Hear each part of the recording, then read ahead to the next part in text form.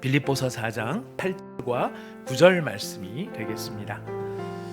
빌립보서 4장 8절과 9절 말씀 다 찾으셨으면 저와 여러분이 두 절 말씀을 한 목소리로 같이 읽도록 하겠습니다. 우리가 함께 읽는 이 말씀은 지금도 살아계신 하나님의 말씀입니다. 우리 한 목소리로 같이 읽어봅시다. 끝으로 형제들아, 무엇에든지 참되며 무엇에든지 경건하며 무엇에든지 오르며 무엇에든지 정결하며 무엇에든지 사랑받을 만하며 무엇에든지 칭찬받을 만하며 무슨 덕이 있든지 무슨 기림이 있든지 이것들을 생각하라. 너희는 내게 배우고 받고 듣고 본 바를 행하라. 그리하면 평강의 하나님이 너희와 함께 계시리라. 아멘. 우리는 지난 몇 주간 하늘의 생명책에 그 이름이 기록된 사람들이 어떤 특징을 가지고 있는가를 살펴보고 있습니다.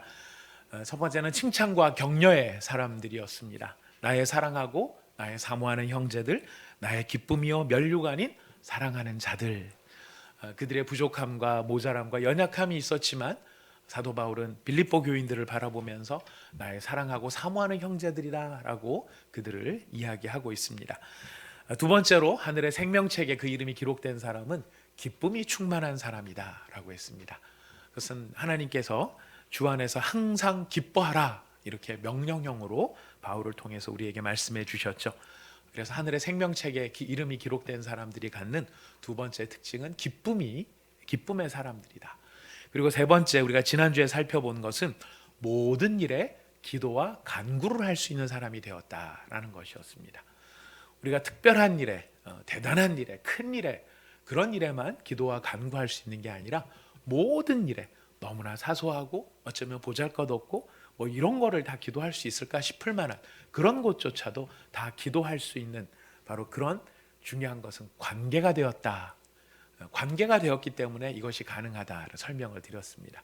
하나님이 우리의 어떤 분이 되신다고요? 아빠가 되신다고 말씀드렸습니다. 우리가 아빠라는 말이 어렸을 때 쓰는 말이라서 어색하기 때문에 기도할 때 저도 그래요. 저도 아빠 해놓고 얘기하려고 그러면 막 되게 쑥스럽고 뭐 그래서 하나님 엄청 굉장히 좋은 말이긴 하고 좋긴 한데 아버님이 더 마음이 편한 것 같습니다. 하나님 아버님 이것도 좀 약간 좀 그런 것 같기도 하고 근데 어쨌든 예수님이 지금 우리한테 주신 말씀은 무엇이냐면 하나님이 멀리 계신 분이 아니라 가장 친밀하신 분이고 가장 너에게 가까운 분이시다. 그러니까 너희는 기도와 간구를 할 수 있는 특권을 가졌는데 그것도 모든 일에 아주 사소한 모든 일에 염려를 기도로 바꿀 수 있는 그런 사람이 되었다. 우리에게 말씀해 주셨습니다. 이유는 우리의 이름이 어디에 기록됐기 때문에요? 하늘의 생명책에 그 이름이 기록됐기 때문에 그렇다는 것이죠. 이제 우리가 끝으로 이제 하늘의 생명책에 그 이름이 기록된 사람의 네 번째 특징은 무엇이냐면 생각하고 행동하는 사람이다. 생각하고 행동하는 사람이다라는 것입니다. 생각한다. 사실 8절 말씀이 여러 번 읽어도 사실 이 말씀의 이 흐름이 그 느낌이 잘 안 와닿아요. 끝으로 형제들아 무엇에든지 참되며 무엇에든지 경건하며 무엇에든지 오르며 무엇에든지 정결하며 무엇에든지 사랑받을 만하며 무엇에든지 칭찬받을 만하며 무슨 덕이 있든지 무슨 기림이 있든지 이것들을 생각하라.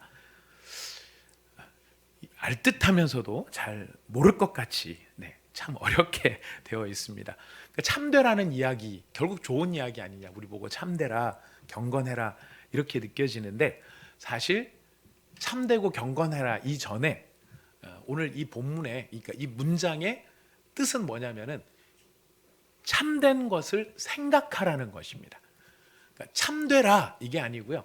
참된 것을 생각하고 경건한 것을 생각하고 옳은 것을 생각하고 정결한 것을 생각하고 사랑받을 만한 것을 생각하고 칭찬받을 만한 것을 생각하고 덕과 기릴 수 있는 것을 생각하라. 되라라고 하는 문제 전에 오늘 이 바울이 얘기하려는 성경 이야기하려는 것은 이런 것들을 생각하라. 이것이 정확한 해석입니다. 미국의 노인의학연구소 소장이라는 그 레너드 푼 박사라는 분이 계신데요. 이분이 노인의학연구소를 소장이 되시니까 제일 많이 관심이 있어 했던 것이 장수에 관한 이유를 원인을 찾는 거였습니다. 어떻게 해야 장수할 수 있나? 이분이 발표한 자료에 보면은 유전적인 요인이나 음식, 굉장히 이 장수를 위해서 중요하지 않습니까? 집안이 일찍 다 죽으면 다 죽는다라고 생각을 하는, 그럼 저도 몇 년 안 남았어요. 저희 집안도 되게 짧은 집안이라서 유전적으로 가면은 정말 얼마 안 남았는데, 그러나 유전적인 요인이나 우리 중요한 거 음식 되게 중요하게 생각하잖아요. 음식. 근데 그거보다 더 중요한 게 있다고 합니다. 뭘까요? 가장 중요한 것은 긍정적으로 생각하는 것이라고 합니다. 이 긍정적인 생각이 있는 사람들이 많은 경우, 모든 긍정적인 사람이 다 오래 사는 건 아니지만은 오래 산 사람들을 보면은 대부분 긍정적인 생각을 하는 사람들이 많고, 이 긍정적인 사람들 가운데 대다수는 신앙생활을 하는 사람들이라고 합니다. 신앙생활을 하며 동정심이 있는 사람들이 긍정적인 생각들을 많이 한다라고 발표를 했어요. 중앙일보에서 나왔던 기사입니다. 이런 이야기는 우리가 주변에서 사실 굉장히 자주 듣습니다. 이 생각의 중요성에 대해 자주 듣습니다. 알렉산드라 스타더드라고 하는 사람이 쓴 책이 있어요. 그 책을 보면 바꿔볼 만한 인생이라는 책이에요. 이 책 굉장히 오래된 책이더라고요. 저도 이 책이, 이런 책이 있었는지도 잘 몰랐는데 어떻게 하다 보니까 좀 다시 찾게 됐어요. 보니까 여기 참 좋은 말씀이 한 말씀 써 있는데, 불행을 당했으면서도 성공한 사람들, 불행을 당했으면서도 성공한 사람들, 대부분 그렇죠. 불행 안 당한 사람들 아마 없으실 겁니다. 다 각자 불행을 당했는데도 그 중에서 어떤 사람은 실패하고 어떤 사람은 성공하는데, 그럼에도 불구하고 성공한 사람들은 보면은 결국 무엇의 영향이었을까요? 생각의 영향이었다는 것입니다. 생각을 통해서 자신의 운명을 좋은 방향으로 바꾼 사람들, 이것이 바꿀 만한 인생이다라는 책을 통해 이 사람이 주장을 했던 것입니다. 그렇습니다. 사람은 그 머릿속에 무슨 생각으로 채우느냐에 따라 그 됨됨이가 사실 결정이 됩니다. 무엇을 그 머릿속에 계속 집어넣고 머릿속에 무엇을 넣어놓느냐 하는 것이 그 사람의 됨됨이를 결정을 하는데, 하루 종일 돈만 생각하는 사람은 어떤 사람이 되기 쉬울까요?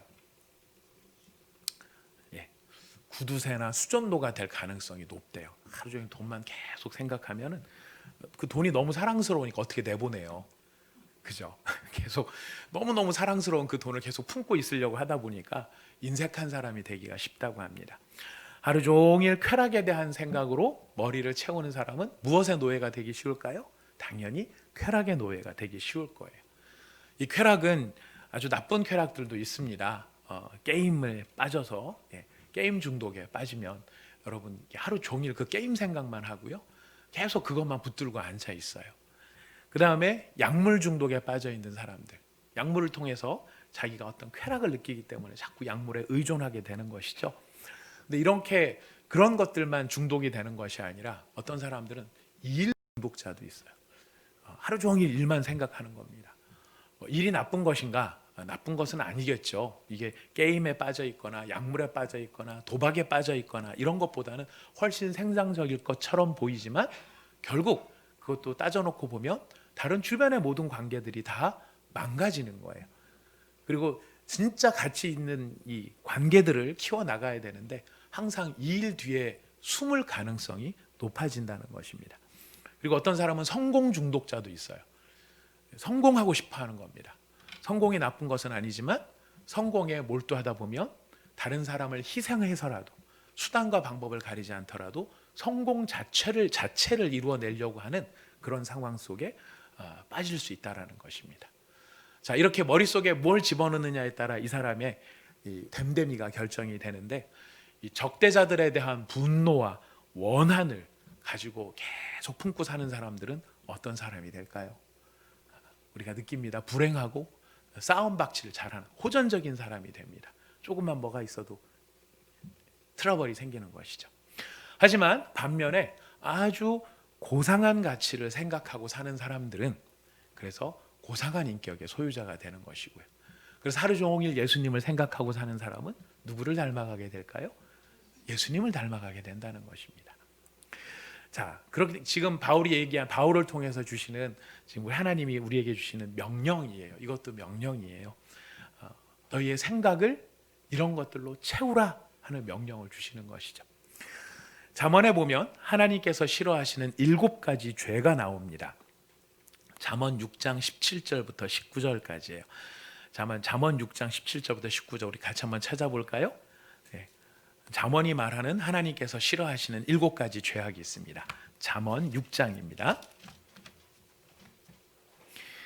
네, 욥기 시편 잠언. 요새 시편 읽고 있는데 이제 좀 있으면 잠언으로 또 들어갈 겁니다. 통독을 하면서 시편을 읽으면서 참 시편 모든 말씀이 다 그렇지만 시편은 항상 새로운 느낌이 듭니다. 여러분들 통독 열심히 하고 계시죠? 많은 은혜가 함께 하시기를 정말 진심으로 축원드립니다. 우리 잠언 6장 17절에 19절 같이 읽어보겠습니다. 시작. 여호와께서 미워하시는 것 곧 그의 마음에 싫어하는 것이 67가지니 곧 교만한 눈과 거짓된 혀와 무죄한 자의 피를 흘리는 손과 악한 개교를 꾀하는 마음과 빨리 악으로 달려가는 발과 거짓을 말하는 망령된 증인과 및 형제 사이를 이간하는 자이니라. 하나님이 싫어하신대요. 이런 거 정말 하나님 딱 보시면 싫어하시는데, 여러분 하나님이 뭐 미워한다, 싫어한다 이런 표현들 참 우리가 참 염두에 두어야 할 표현입니다. 내가 하나님이 날 미워하실 이유가 없지, 얼마나 사랑하시는데 라고 생각 우리는 다 해요. 근데 하나님이 우리를 보시면서 나 정말 그거는 하나님, 우리 인간적으로 표현하면 난 꼴도 보기 싫다라고 표현하실 수 있는 부분이에요. 하나님이 미워하시는 것들이래요. 이런 7가지가 있어요. 죄악이 한두 가지가 아닐 텐데 잠언은 콕 집어서 이 7가지를 하나님이 정말 싫어하시는 그런 죄라고 지금 특별히 이야기를 하고 있습니다. 이런 죄에 대하여서 우리 신학적인 전통에 보면, 우리 이제 교회사의 전통에 보면 7가지 죄의 씨앗이다라고 해서 7죄종이라는 말을 쓰고 있습니다. 특별히 이제 카톨릭에서 이거를 굉장히 강조를 많이 하는데요. 7가지 죄의 씨앗이 있다. 그래서 이 잠언에는 7가지 죄를 설명을 하지만은 지금 이제 우리가 인간이 저지르는 7대 죄악을 이렇게도 정리를 해놨습니다. 교만함, 질투, 분노, 나태함, 탐욕, 폭식, 색욕, 이 7가지를 죄의 씨앗이라고 지금 이야기를 하고 있는 거예요. 이 자체도 굉장히 우리가 들으면은 별로 뭐 좋은 이야기들은 아닙니다만은, 이것이 씨앗처럼 사람의 생각에 심겨지면 그 자체로 그러니까 예를 들게 교만, 오만, 이거는 프라이드라는 말로 영어에서 사용을 하잖아요. 프라이드를 갖는다는 것이 꼭 나쁜 것은 아니죠. 어떤 면에서 프라이드를 되게 좋은 것이지만은 이것이 잘못 심겨질 경우에는 이것이 자라나서 열매로 성장을 하게 된다. 그래서 이것을 죄의 종자들, 죄의 씨앗들, 몇 가지로 이야기를 하고 있습니까? 7가지로 이야기를 하고 있어요. 그래서 이런 씨앗들을 이 머릿속에서 자라나지 않도록, 머리의 밭에서 교만이나 질투, 시기심, 분노와 격정, 아니면 나태함, 이 나태함 때문에 이 사람이 타락에 이르게 된다 그러고요. 탐욕함, 그 다음에 폭식, 식탐.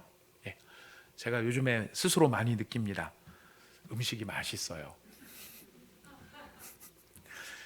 뱃살이 안 빠진다고 늘 고민을 하고 있습니다만은 요즘 제 상황을 솔직히 고백을 하면 맛있습니다. 뭘 먹어도 이렇게 맛있는지 모르겠어요. 자꾸만 이렇게 같이 늘어나고 있습니다. 인생을 같이 하려는 아이들이 많이 생기는 것 같습니다. 근데 이것이 이제 식탐으로 이어지고 무절제함으로 연결이 되는 것이고, 또 색욕이나 유욕 이런 것들이 죄의 씨앗으로 우리의 인생의 죄의 열매들을 가득하게 만든다는 것입니다. 자, 그에 비해서 오늘 우리가 읽은 성경 본문, 아까 우리 무엇에든지 어쩌며 여러분 이거 모두 몇 가지인지 혹시 헤아려 보셨습니까? 분위기 보니까 몇 가지 같아요? 7가지예요. 어쩜 여러분 성경을 어쩜 이렇게 잘 아시는지. 7가지입니다. 여기에 7가지가 나오는데 우리 헤아려 보지는 않더라도 하나씩 짧게 한번 생각을 해봅시다. 무엇에든지 참되며라고 되어 있는데, 지금 생명책에 그 이름이 기록된 사람들은 그 마음과 생각 속에 어떤 생명의 씨앗을 심어야 되는가, 참된 것을 하려는 생명의 씨앗을 심어야 된다라는 것입니다. 참되다라고 하는 것은 거짓된 것이 아닌 진실한 것이다, 이런 것이죠. 속이지 않는 것입니다. 아는 것은 안다고 말하고 모르는 것은 모른다고 말할 수 있는 것이 참된 것이죠. 남을 속이는 거짓으로 나의 유익을 구하지 않겠다. 바로 이런 마음의 씨앗들을 심는 것이 필요합니다. 두 번째는 경건한 것입니다. 경건의 씨앗을 심어야 되는데요. 여러분, 경건의 본질이 무엇일까요? 경건의 본질은 하나님과 동행하는 삶이에요. 경건하다라는 건 딴 게 아니라 나는 하나님과 함께 동행하는 사람입니다라는 것이. 하나님과 동행하는 이유가 어디에 있을까요? 하나님을 정말로 필요로 하고 그 하나님으로부터 떨어지지 않으려고 하고 하나님을 의지하려고 하는 것은 어떤 사람이 할 수 있느냐면 나한테 능력이 없다라는 것을 진짜 깨달은 사람이 할 수 있는 것이 하나님을 찾고 의지하는 것이. 우리가 하나님을 내가 다 할 수 있다 그러면 하나님을 찾지 않을 수도 있을지 모르겠어요. 하지만 사람이 자신의 능력에 한계가 있음을 깨닫는 것, 저는 이게 너무 놀라운 은혜라고 생각합니다. 우리가 겸손을 말로는 표현할 수 있지만 영혼의 진심으로 전심으로 정말 내가 부족한 사람이구나, 하나님 없으면 안 되겠구나, 정말 그것을 아는 사람이 누구의 손을 놓지 않을까요? 하나님의 손을 놓지 않아요. 바로 그렇게 하나님의 손을 놓지 않고 하나님과 동행하는 것, 이게 무엇이냐면 예배예요. 예배의 본질이 무엇이냐면 바로 이렇게 하나님을 찾고 하나님의 손을 꼭 붙잡는 것. 내 능력으로 안 되고 하나님만이 하실 수 있습니다 라고 하나님을 인정하는 것. 그래서 여러분, 가정 예배를 드리거나 직장 예배를 드린다 그랬을 때 이것이 무슨 기독교적인 종교 행위의 문제가 아닙니다. 직장에서 신우의 예배를 드리거나 직장에서 특히 경영자들 입장에서 예배를 드리는 것은, 그거는 이제 우리가 예배를 드리면 하나님 우리한테 복을 주시겠지, 물론 그렇기도 합니다. 근데 더 깊은 의미로 들어가면은 사실 어떤 행동이 되는 것입니까? 직장에서 예배를 드린다는 것은 이 직장의 주인이 누구라는 것을 인정하는 것이죠. 하나님이라는 것을 인정하는 것이. 그래서 이 직장을 경영하는 것이 사람의 능력과 사람의 생각으로 되지 않고 하나님이 도와주셔야 하고 하나님이 책임져 주셔야 합니다. 이것을 고백하는 행위가 바로 예배라고 나타나는 것이. 우리가 예배드리자 그랬을 때 그 예배라는 것이 우리가 어떤 종교적인 행위를 함으로써 뭔가 이제 좀 내가 기독교인이다 이런 표시를 내는 그 단계를 이제 우리는 넘어서야 됩니다. 넘어서고 고백이 담겨야 되는 거죠. 어떤 고백이 담기는 것입니까? 이것은 하나님께서 하셔야 될 일이시고 이 모든 능력, 사람의 능력은 부족하니까 하나님의 능력으로 인도해 주십시오. 이런 사람이 진짜 예배를 드릴 수 있는 것입니다. 그래서 뭐라고 지금 사도 바울은 이야기하냐면 경건을 심어라. 머릿속에 바로 그 하나님을 향한 경건을 심으라 이야기를 합니다. 세 번째로 어떤 씨앗을 심으라고 말을 하느냐면 옳은 것에 대한 씨앗을 심으라고 이야기합니다. 이 옳은 것은 중요한 옳은 것에 있어서 우리가 중요한 기준을 가져야 되는데, 내가 생각할 때 옳은 것이 아니라 하나님이 생각하실 때 옳은 것을 내 머릿속에 심어야 된다. 예전부터 그랬습니다만 요즘엔 더 그렇다라고 느껴지는 것이 무엇이냐면 우리가 사는 세상이 점점 사람 중심의 세상으로 바뀌어 가고 있죠. 세상의 모든 중심이 사람이고 사람이 우선이다. 거기에 담아내려고 하는 도덕적 가치와 윤리적 기준을 우리가 존중을 합니다만은 이 말들은 굉장히 스펙트럼이 넓어요. 그러다 보니까 점점점 이 판단의 기준이 누가 되느냐면은 자기 자신이 되는 거예요. 그래서 옳고 그른 것을 판단하기보다는 좋고 싫은 것을 가지고 판단을 합니다. 무엇이 옳으냐 해서 옳은 것을 따라가는 게 아니라 뭐가 좋아 보이냐? 난 이게 좋아. 그러면 좋은 것을 따라간다는 것이에요.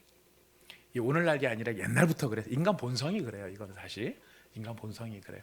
옳은 것을 좋아하기보다는 내가 좋아하는 것을 더 좋아하는 이런 습성이 사람에게는 있어요. 세계 최대의 건축물이 만리장성이죠. 만리장성, 저도 이제 예전에 중국 단기 선교를 갔다가 한번 그 북경에서 가까운 만리산성을 다녀왔습니다. 놀랐습니다. 저 설명을 들으면서 정말 많이 놀랐습니다. 높이가 일반 평균적인 높이가 9m가 된다 그래요. 성벽의 높이가. 그리고 성벽의 두께가 한 5m. 놀라운 건 길이죠. 그 길이가 5,000km라고 합니다. 우리 백두산에서 한라산까지가 얼마나 될까요? 안 가봐서 안 재봐서 1000km예요. 그러니까 백두산에서 한라산까지의 거리의 5배 되는 것이 성벽으로 둘러쳐져 있는 거예요. 이거 누가 만들었느냐면 잘 아시죠? 예, 진나라의 시황제가 만들었어요. BC 211년에 진나라 통일을 한 다음에 만든 이유가 뭐냐면 북쪽에 살고 있는 기마 민족인 흉노족의 침입을 예방하기 위해서, 막기 위해서 만리장성을 쌓았습니다. 그래서 그때 만리장성이가 설명을 들어보니까 여기에 쌓여 있는 자재들이 북경 일대에서 나오는 자재들이 아니래요. 전부 어디서 실어 온 거예요. 이 성벽을 튼튼하게 짓기 위해서 북경이 아닌 다른 지역에서 다 실어 와가지고 그 길고 높고 넓은 그 성벽을 다 쌓았어요. 흉노족 이런 게 왠지 좀 흉하고 그런 느낌이 듭니다만, 여러분이 흉노족이 신라의 김씨들의 조상입니다. 예. 우리 지금 이거 얘기하는 시간 아니니까 지나가고 아무튼 우리가 흉노족 그러면은 이게 중국 중심의 사고 방식에서 괜히 흉해 보이고 뭐 이렇게 느껴지는데 그렇지 않고요. 사실 우리가 속해 있는 동이 민족이라고 하는 큰 틀 안에 하나 이제 계열로 들어가는 그런 족속들이에요. 근데 이 흉노족이 얼마나 파워가 셌냐면은 사실 중국의 중원을 지배를 하고 있었고, 중국의 황제들이 두려워서 조공을 바치던 이 사람들이 북방에 있었던 북방 민족들이었거든요. 아무튼 그게 얼마나 두려웠으면, 제가 그 보면서 느꼈어요. 정말 얼마나 흉노족이 무서웠으면 이 성벽을 짓지 않고는 안 됐을까. 어마어마하지 않습니까? 가보신 분들 많이 계실 테니까 다 아실 거예요. 그래서 마침내 완성을 했습니다. 수많은 목숨이 거기에 죽었어요. 그 직을 짓다가 많은 사람이 죽고 재정도 엄청나게 들어갔어요. 그래서 흉노족이 넘을 수도 없고 부술 수도 없고 높고 견고한 성벽이 쌓였어요. 문제는 무엇이었습니까? 이렇게 공들여 지은 만리장성이 흉노족의 침입을 막는 데는 아무런 도움이 안 됐다는 겁니다. 왜일까요? 문지기한테 뇌물을 주고 문으로 들어왔어요. 성벽을 넘어 들어온 게 아니고, 공격을 해서 들어온 게 아니고, 문지기한테 뇌물을 지어주고 그 뇌물 먹은 문지기가 문을 열어줘서 흉노족이 뚫고 들어간 거예요. 무슨 말입니까? 옳고 그른 것이 아니라 좋고 싫은 것을 가지고 따라가게 되면, 뇌물을 받고 말고 하는 건 옳고 그름의 문제, 따지면 딱 답이 나와요. 근데 이 돈이 나한테 얼마나 좋은 것이냐로 들어가면 답은 달라지는 겁니다. 좋고 싫은 것을 가지고 따라갔을 때 결과는 무엇입니까? 만리장성도 소용없더라는 것이. 우리의 하나님 앞에서 우리가 옳은 삶을 살아야 되는 것, 하나님이 보실 때 옳은 생각을 우리 머릿속에 계속 심어야 되는 이유가 어디에 있어요? 우리가 쌓은 인생의 만리장성이 아무리 대단하다 할지라도 그거 무너지는 것은 삽시간이라는 것입니다. 그래서 성경은 우리에게 옳은 생각을 심어라 이야기하십니다. 네 번째로 정결한 것을 생각하라고 이야기합니다. 이 정결한 것은 용어는 어디서 나왔느냐면 하나님께 드리는 제물을 가리키는 말이 정결한 것이었어요. 흠없고 점없는 순결한 순양. 바로 이런 하나님 앞에서 흠없고 점없는 제물과 같은 마음으로 우리 자신을 드리라는 것이죠. 우리 성경 한 군데만 찾아봅니다. 시편 24편입니다. 시편 24편 3절 말씀입니다. 시편 24편 3절 말씀부터 6절까지의 말씀입니다. 같이 읽어봅시다. 시작. 오를 자 누구며 그의 거룩한 곳에 설 자가 누구인가? 곧 손이 깨끗하며 마음이 청결하며 뜻을 허탄한 데 두지 아니하며 거짓 맹세하지 아니하는 자로다. 그는 여호와께 복을 받고 구원의 하나님께 의를 얻으리니 이는 여호와를 찾는 족속이요 야곱의 하나님의 얼굴을 구하는 자로다. 아멘. 자, 하나님께 이렇게 귀한 복을 받는 자, 여호와의 손에 오를 수 있는 자, 마음이 어떠해야 된다고 이야기하고 계십니까? 청결해야 된다. 정결해야 된다. 그래서 정결함의 씨앗을 우리 머릿속에 심으라 이야기합니다. 다섯 번째로 사랑할 만한 것을 심으라고 이야기합니다. 러블리입니다. 여러분, 사랑이 성립되기 위해서 가장 중요한 게 뭘까요? 사랑이 성립되려면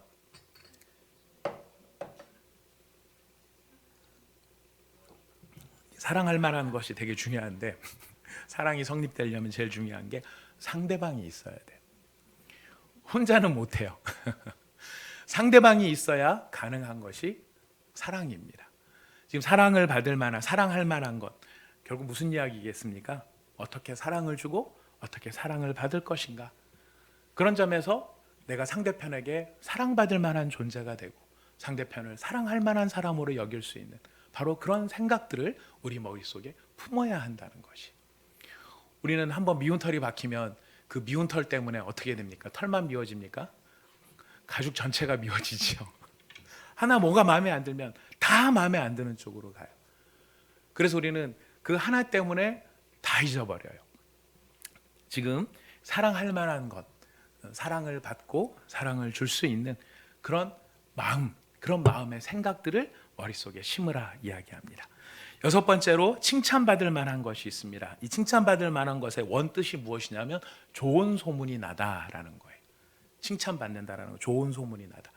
좋은 소문이 나려면은 좋은 말을 해야 되죠. 좋은 말을 많이 나누어서 좋은 소문이 나게 하는 것. 근데 이거는 메이크업을 잘하라는 뜻이 아닙니다. 어떤 뜻일까요? 진짜가 되라는 거예요. 한마디로 진짜가 되라. 진짜가 돼서 가짜인데 진짜처럼 소문 내서 그냥 소문만 좋게 나라 이런 게 아니라 진짜 네가 그런 사람이 되면, 그런 공동체가 되면 그런 소문들이 날 수 있는 거고, 진짜임에도 불구하고 가짜 소문도 날 수 있는데요. 그래서 진짜가 되면서 동시에 좋은 이야기를 서로 하는 것, 이것이 바로 칭찬받을 만한 것에 해당되는 것입니다. 마지막 일곱 번째 생각의 씨앗은 무엇이냐면 덕과 기림이 될 만한 것들을 생각하라 이야기합니다. 덕과 기림이 될 만. 이게 덕과 기림이 같이 붙어 있어요. 영어 성경에 NIV 성경에 보면은 excellent와 praiseworthy라고 되어 있습니다. 아주 탁월하거나 아니면은 높임을 받을 만한, 찬양받을 만한 그런 가치 있는 것, 이렇게 얘기를 하는데, 이 일곱 가지 생각 중에서 제가 봤을 때 가장 어려운 대목이 무엇이냐면 전 이거라고 생각합니다. 덕을 세우는 것. 덕을 세우는 것. 덕을 세운다는 게 무슨 뜻일까요? 덕스럽네.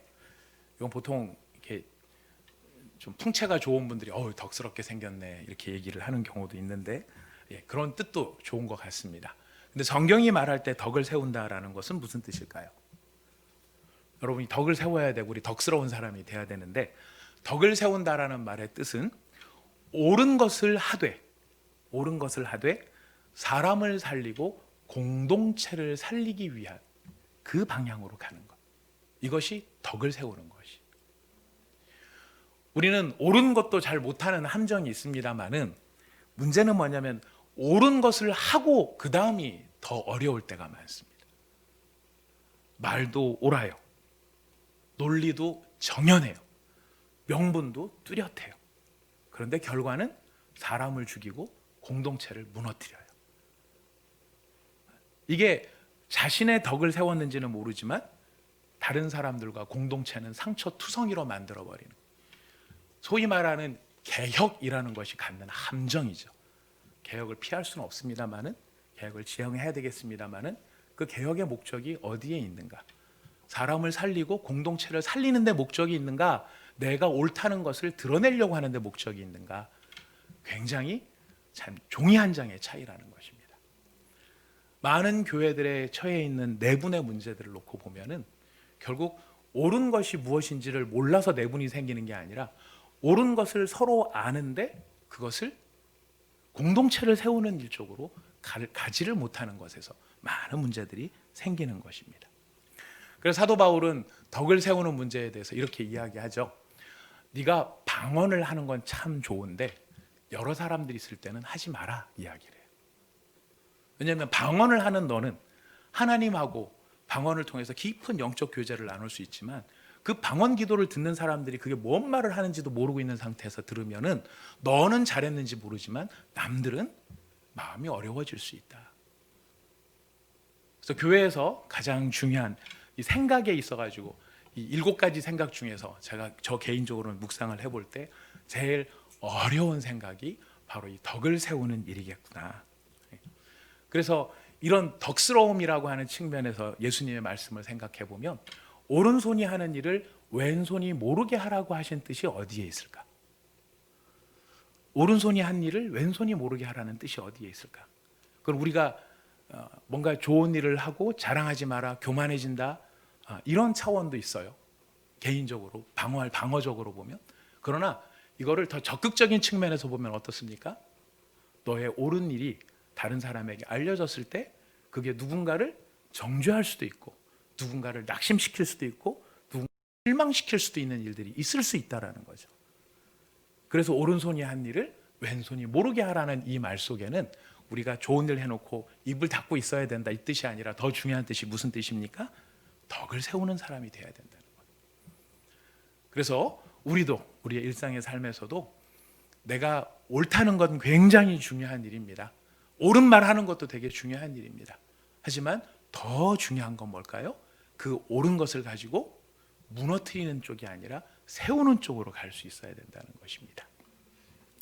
그러려면 우리가 조금 신중해질 필요가 있습니다. 말도 그렇고요, 행동도 그렇고 한 번 더 생각해 보는 게 필요합니다. 이 사람에게 어떻게 느껴지고 어떻게 전달이 될까? 이거를 생각해 보고 그 다음에 이야기할 수 있는. 이게 그냥 본인이 솔직하다고 생각하면 할수록 제가 봤을 때 덕을 세우기는 조금 어려워요. 그런 면에서 조금 덜 솔직해지는 법을 우리가 배우는 것도 필요합니다. 솔직해지면서 나는 뒤끝이 없어요. 제일 무서운 사람들이죠. 예, 정말 무서운 사람들입니다. 본인은 솔직해서 뒤끝은 없는데 떠하는 사람들이 다 안고 살아야 된다는 것은 굉장히 힘든 일이 될 수 있습니다. 그래서 지금 바울을 통해 하나님이 뭐라고 말씀하십니까? 우리 가운데 심어야 될 7번째 씨앗이 덕을 세우는 생각. 덕을 세우는 생각의 씨앗을 심어야 한다. 바울이 이렇게 말하는 것은요, 바울 자신이 그래 핍박자에 대한 원한으로 불타오르지 않는다는 것입니다. 교회 안에 빌립보 교회를 포함해서 여러 교회 안에 바울이 늘 환영받았던 건 아니에요. 바울을 싫어하는 사람도 있고 바울을 공격하는 사람도 있었어요. 그런 반대파들도 있고. 그런데 그런 사람들을 생각할 때 내가 분명히 내가 세례를 주고 자기한테 복음을 전했는데 막 어느 순간인가 보면은 막 자기 뒤에 칼을 꽂고 있고 막 이런 사람들 바울이 경험을 한 거죠.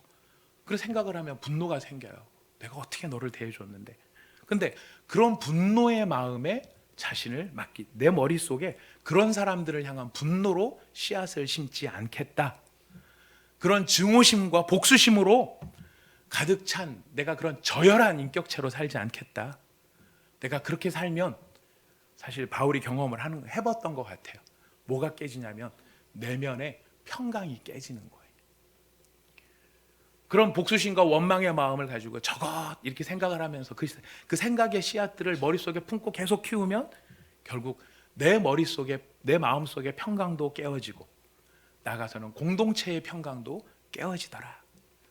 그래서 지금 바울을 통해서 하나님께서 우리에게 주신 하나님의 말씀이 무엇입니까? 하늘의 생명책에 그 이름이 기록된 사람이라면 그 사람들의 머릿속에는 이렇게 덕을 세우고 고결해질 수 있는 생각의 씨앗들을 심는 것이 중요하다 이야기를 합니다. 바울은 그래서 생각하라 말할 뿐만 아니라 연이어서 이야기해요. 행하라, 행동하라. 행동하는데 어떻게 행동하라고 되어 있습니까? 배우고 받고 듣고 본바를. 이 얘기는 뭐냐면 내가 하는 행동들을 다 보고 행동들을 이렇게 따라하라. 이제 이게 뭘 보고 얘기하는 거냐? 내가 그런 생각의 씨앗들을 머릿속에 집어넣고 내 마음속이 분노와 원망과 적대감으로 끌어오르지 않으려고 했던 나의 실제적인 모습이 있다. 그것을 행동하라는 것이. 그래서 생각하라, 행동하라가 같이 가고 있는 것입니다. 이 바울의 입장에서 놓고 보면은 억울해할 일들이 한두 가지가 아니죠. 우리 잘 알고 있습니다. 빌립보서 3장에 보면은 이 그리스도의 십자가의 원수로 행하는 사람들까지도 있어요. 그런 사람들이 주변에 있음에도 불구하고 바울은 그 사람들에게서조차도 이런 좋은 생각들이 없는가, 장점들이 없는가, 이것을 보려고 애를 쓰고 있죠. 그래서 어디로 돌아갑니까? 첫 번째로 돌아가는 거예요. 칭찬과 격려로 돌아가는 거예요. 그들이 흠이 없어서가 아니고 완전해서가 아니라 흠도 많고 완전하지만 사도 바울은 자신의 머릿속에 이런 생명의 씨앗을 심겠다는 생각으로 그들을 향해서 단점과 허물을 보는 것이 아니라 긍정과 장점의 씨앗들을, 그 장점의 모습들을 보려고 하는 것이. 근데 제가 이 말씀을 준비하면서 참 어렵다 생각이 들었어요. 네, 말씀을 제가 하나님의 말씀이기 때문에 그 말씀 앞에 저도 서서 그 말씀을 저도 받아야 되는 사람의 입장에서 이 말씀을 받는데요, 참 어렵다 싶어요. 왜냐하면 가만히 내버려 두면은 사실 이 7가지 생각보다는 앞에 말했던 7가지 죄의 종자들이 더 쉬워요. 음식이 맛있어요. 더 쉬워요. 네, 참 쉬워요. 정말 쉬워요. 근데 이런 것들은 하나하나를 하려고 그러면 굉장히 애가 많이 들어가고, 그리고 부족해요. 씨앗을 심어본다고 심지만 정말 부족하게 느껴져요. 근데 제가 한 이 예화를 듣다가 보면서 그래, 하나님 마음이 이런 마음이시겠다 싶은 하나의 깨달음이 있었습니다. 여러분, 우리 하나님의 뜻 그러면, 하나님의 뜻을 구한다 그러면서 하나님의 뜻 이렇게 하면 우리한테 뭘 해라, 저걸 하지 마라, 이렇게 말하는 것을 우리가 보통 하나님의 뜻으로 생각합니다. 결혼을 할까요? 이 인간이랑 결혼할까요? 아니면 회사를 들어갈까요? 뭐 이런 걸 생각할 때 하나님의 뜻을 많이 생각을 해요. 근데 하나님의 뜻이라는 것은 우리한테 어떤 중요성이 있냐면, 우리한테 하라고 하나님이 밀어놓으신 일이 아니라 하나님이 의도를 갖고 행하시고 있는 이 일이 하나님의 뜻이에요. 하나님이 목적을 가지고 하나님께서 하고 계시는 그것이 하나님이 가지고 계시는 뜻이고, 하나님이 그렇게 하고 계시니까 누구한테도 하라는 것입니까? 우리한테도 하라는 것이. 그래서 우리가 하나님의 뜻을 구한다 그랬을 때는 우리가 모르고 감춰져 있는 어떤 그 번호를 뭘 뽑을까요? 이 문제를 넘어서 지금 하나님이 어떤 계획과 목표를 향해 달려가고 계시는가? 그 목표가 이게 하나님의 목표니까 그렇다면 나도 거기에 같이 하겠다. 이게 하나님의 뜻을 구하는 자세가 되는 것이죠. 근데 이렇게 하나님의 뜻이 이랬을 때 우리가 막 이제 하려고 애를 씁니다. 아까 말했던 7가지 그런 생각의 씨앗을 심어보려고 애를 씁니다. 자, 그런데 스스로도 느껴요. 부족하고 어설퍼요. 좀 너무 좀 부족해요. 정말 스스로 너무 부족함을 많이 느껴요. 자, 그럴 때 우리 하나님 우리를 어떻게 보시는가? 이 폴란드에 사는 한 어머니가 그 당시에 유명한 피아니스트, 이 피아니스트가 나중에는 폴란드에 수상도 합니다. 여러분, 피아니스트 예술가가 수상하는 일이 그렇게 많지 않은데 이분은 수상가, 폴란드의 초대 수상을 해요. 이분의 이름이 이그나치 얀 페데레프스키라는 사람이에요. 패대기를 친다 그래갖고 이제 페데레프스키. 우리 박소연 집사님 잘 아실 친하게 지내실 것 같은데 페데레프스키라고 하는 분인데, 이분의 공연장에 이 어머니가 아이를 데려간 거예요. 아이를 데려가서 공연장 맨 앞줄에 앉아서 이제 얘기를 하는데 옆에 있는 그 다른 분들하고 막 얘기를 하느라고 아들이 그 자리를 떠나간 거를 몰랐어요. 그냥 이렇게 얘기에만 정신 팔려 있다가 갑자기 이제 불이 딱 꺼지면서 공연이 시작되기 전에 이제 약간의 정적이 흐르죠. 그리고 불이 탁 켜지면서 공연장 커튼이 쫙 열렸는데 한가운데 그랜드 피아노, 놀랍게도 자신의 아들이 피아노 앞에 앉아서 피아노를 띵동거리고 앉아 있는 거예요. 엄마가 얼마나 깜짝 놀랐겠어요. 근데 아이가 뭐를 띵동거리고 있었냐면은 반짝반짝 작은 별을 치고 있었어요. 배운 게 그거였나 봐요. 아기가 반짝반짝 작은 별을 치니 모든 사람이 다 긴장을 했죠. 아이고, 저거 큰 무대인데 이거 어떻게 하려고 그러나. 근데 이게 이 파데레프스키, 패대기를 치시는 이 파데레프스키 수상께 피아니스트께서 그 아이한테로 올라가 가지고 아이의 귀에 대다가 뭐라고 이야기를 합니다. 뭐라고 얘기를 했냐면 그냥 쳐. 그리고 어떻게 하냐면 본인이 그 뒤에서 왼손으로는 베이스를 넣어주고 오른손으로는 하이음을 넣어주는 거예요.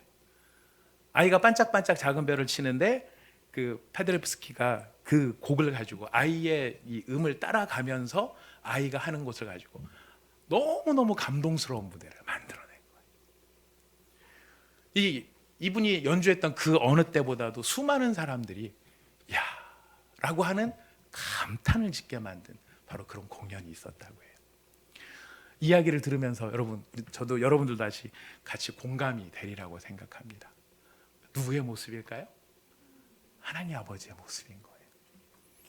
나는 부족한 생각의 씨앗이 부족해서 너무 모자라고 어설프어서 그냥 기껏 하는 게 반짝반짝 작은 별도 겨우겨우 연주할지 모르지만 그 뒤에서 우리를 안아주시고 품어주시면서 왼손으로 베이스를 오른손으로 멋진 화음을 넣으셔서 그 곡을 기가 막힌 곡으로 만들어주시는,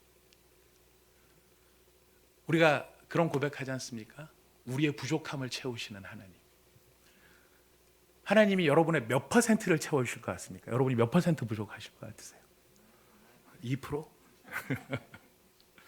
2% 부족한데 하나님이 2% 채워주시는 걸까요? 아니, 우리 알아요. 우리 2%도 못해요. 나머지를 다 채워주시는 분이 누구세요? 하나님이신 거예요. 그걸 다 채워주심으로 그것이 완성된 하나의 아름다운 감동이 될 수 있게 만들어주시는 분, 바로 하나님 아버지의 은혜요 권능이라는 것입니다. 우리는 부족해요. 생각의 씨앗을 잘 심을 수가 없고 오히려 악의 씨앗을 더 심기가 더 쉬울지도 모릅니다.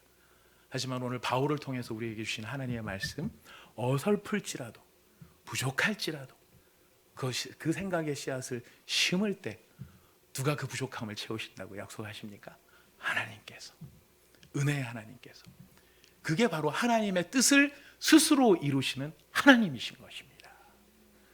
우리가 이런 하나님의 자녀가 되었습니다. 그 이름이 생명책에 기록된 온사랑의 교회 귀한 믿음의 형제자매 여러분, 오늘 예배 가운데 함께하고 있는 모든 성도 여러분, 우리 하나님께서 우리에게 명령하십니다. 뭐라고 명령하십니까? 생각하고 행동하라. 왜? 너희의 이름이 어디에 기록됐으니까? 생명책에 기록됐으니까. 부족한데요? 부족하지만 하나님이 명령하시죠. 이유가 무엇입니까? 모자라는 거는 누가 채우겠다? 내가 채우겠다. 여러분, 우리가 믿는 하나님이 이런 하나님이십니다. 우리를 사랑하시는 하나님이 이런 하나님이십니다. 우리가 이런 하나님을 의지해서 우리 더욱 부족하지만 뭘 해야 될까요? 반짝반짝 작은 별이라도 열심히 쳐보는 그런 저희들, 우리 모두가 될 수 있기를 말씀을 빌어 부탁드리겠습니다. 우리 함께 기도합시다.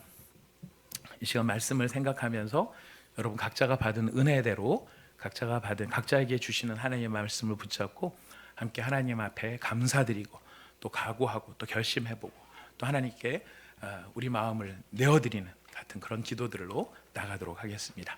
다 함께 기도하겠습니다. 하나님 아버지, 감사합니다. 오늘 저희가 주일을 맞이하여 우리 하나님 아버지 앞에 믿음의 자리로 나왔습니다. 우리 하나님